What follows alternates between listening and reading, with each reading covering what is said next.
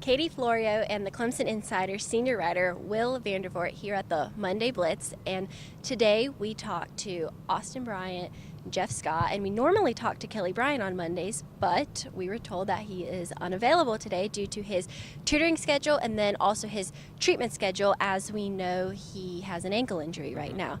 So, Will, you talked to Jeff Scott today. What is the deal? What did you hear from him, the situation with Kelly, and do you think we will see him against Syracuse this Friday night? You know, that's a good question. You know, if you listen to Dabo talk last night, on the teleconference, it sounds like, you know, he is going to play. And the fact that Dabo also let us talk to Kelly Bryant on Saturday right after the game, and usually when a player's injured, we don't get to talk to him if it's a serious injury. So that tells me maybe it's not too serious. Personally, I think, yeah, we're probably going to see him. But right now, he didn't practice really from what Dabo was saying yesterday. So today it'll be interesting to see if he gets those reps today or not, or if he practices at all, and how much he practices, if any. And so that means that the reps are going to go to Hunter or Zarek, or both of them are probably getting them. And, so I asked Jeff Scott, he wouldn't say one way or the other, because Dabo basically has said, I'm handling Kelly Bryant stuff all week.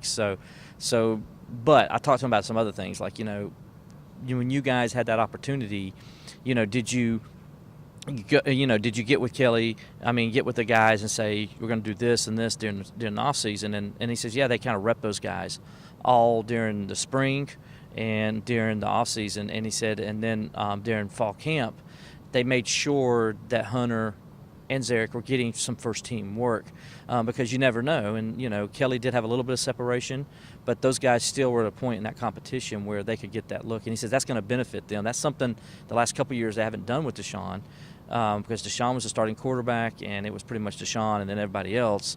And so Deshaun got all those reps. Well, he said this year it's different because of that competition, those guys got reps too, and they got good reps.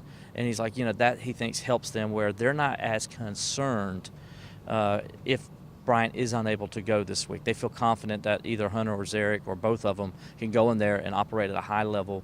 His exact quote was to me, we don't have to change any of our offense. Now, here's the thing that was interesting, though.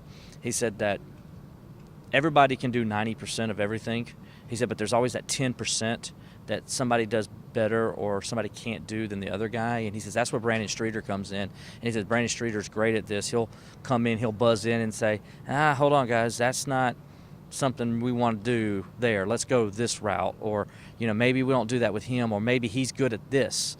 Let's do this with him. And so they kind of, all three of them, being Tony Elliott, Jeff Scott, and Brandon Streeter, will kind of talk that through. And so it gives you a little idea of what they were doing, Saturday when they were calling plays for the other two quarterbacks. And so, but he said 90% of the stuff Zarek Cooper and Hunter can do just as well as Kelly Bryant, and they know how to execute it. He says they work them in practice all the time. They're getting good reps there. He said during this season, all the way up through, and he says they can operate this offense. That's what they were recruited to do. He says Zarek and Hunter were recruited specifically for this offense, so they have no doubt that they can do it. Now, we know this week is a little bit different, being that Clemson travels in play Syracuse on Friday night before they then have their bye week next week. So they're looking to finish this first half of the season strong. I know Austin Bryant said they want to sprint into bye week, not limp into it. But they can't, before they even get to bye week, they can't overlook Syracuse. I know it's a team that kind of gets overlooked, but that's not what they're doing. And in fact, their offensive line can definitely present a challenge to Clemson, considering the tempo and that they're even faster than Clemson. So how will that challenge Clemson this Friday?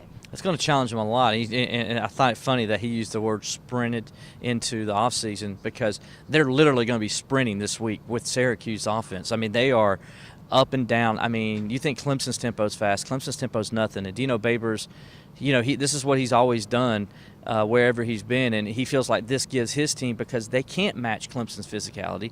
They can't match Clemson's athleticism. So they try to neutralize that by the tempo and just wearing a defense down. And so early in the game, it might look like Clemson's okay and they're doing well, but it's later in the game. If you go back and watch the NC State game, you go back and watch their games against LSU, by the third quarter, those defenses were sucking wind, and they were struggling bad against against that offense.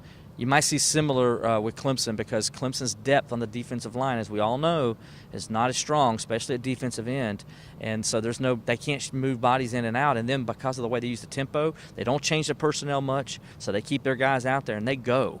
They just go with who they have, and that wears out a defense through a course of a game, because those guys can't get any rest. So it's going to be a challenge for Clemson, and so Austin Bryant was talking about that too. And he says the good thing of what Clemson does here is the coaches always put them in stressful situations during spring practice, during fall camp, to where and then during the week of practice, they'll put them in these situations where they have to move and have to keep going and they can't rest and all that. And he says that actually helps them when they get in these situations, and so they think that's going to benefit them a little bit, but he definitely mentioned it's going to be a challenge for them. Keep up with the Clemson Insider as we continue coverage of the Clemson-Syracuse game the rest of this week.